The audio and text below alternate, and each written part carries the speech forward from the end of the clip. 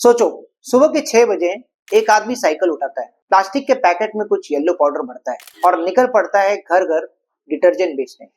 कोई नहीं जानता था कि एक दिन उसका नाम इंडियंस के जुबान पर होगा। Any guesses? जी हाँ, आप बिल्कुल सही सोच रहे हैं। हम बात कर रहे हैं washing powder Nirma.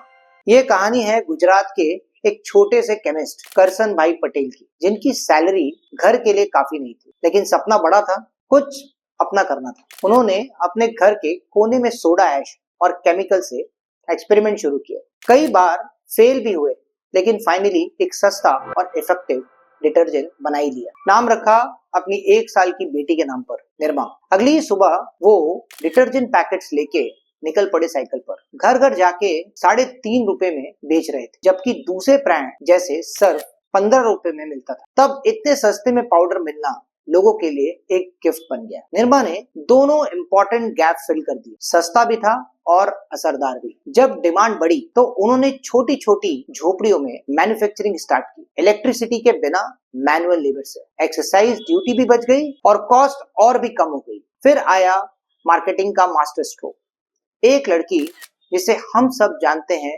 Nirma girl, और एक जिंगल जो आज भी हर किसी को याद है, washing powder Nirma, washing powder Nirma. Retailers पहले निर्मा नहीं रखते थे, तो उन्होंने हर शॉप पर कुछ औरतों को भेजना शुरू किया जो निर्मा मांगने लगी। रिटेलर्स को लगा डिमांड बढ़ गई है और उन्होंने खुद ही कांटेक्ट करना शुरू कर दिया। 1975 तक निर्मा ने गुजरात में अपना राज जमा लिया और फिर रेडियो पर जिंगल बजने लगी, थोड़ा सा पाउडर और झाग ढेर सारा। एड में प्रॉमिस था, कम दाम, ज्यादा सफेदी। टीवी पर डांसिंग निर्मा गर्ल आई और ब्रांड हर घर में छा गया। 1985 तक उनका मार्केट शेयर था 60%।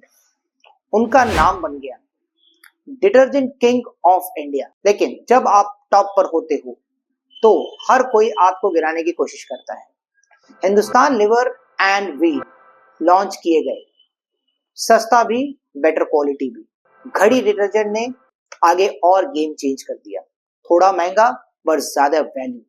रिटेलर्स को ज्यादा मार्जिन मिलने लगा और उन्होंने निर्मा की जगह घड़ी रिकमेंड करना स्टार्ट कर दिया। धीरे धीरे निर्मा आउटडेटेड लगने लगा। लोग बोलने लगे, हाथ जलता है, कपड़ा खुरदुरे हो जाते हैं। पैकेजिंग पुरानी थी बट कोई क्रिएटिविटी नहीं थी। उन्होंने ऋतिक रोशन के साथ कमबैक किया विद निर्मा एडवांस, पर लोगों ने कनेक्ट नहीं किया। आखिर एक स्टार से ज्यादा इंपॉर्टेंट होती है प्रोडक्ट की क्वालिटी। फिर भी बिजनेस गया नहीं। निर्मा ने सोडा ऐश, सीमेंट और एजुकेशन सेक्टर्स में डाइवर्सिफाई कर लिया और अपने एम्पायर बचा लिया। लेकिन डिटर्जेंट मार्केट में निर्मा एक कहानी बन गया और ये कहानी हमें ये सिखाती है, नो मैटर कितना भी बड़ा नाम हो जाए, अगर आप बदलते नहीं हो तो मार्केट आपको हटा देता है।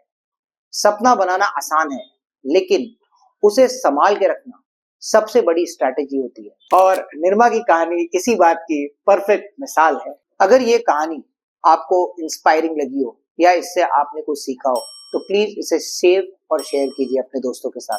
Thank you.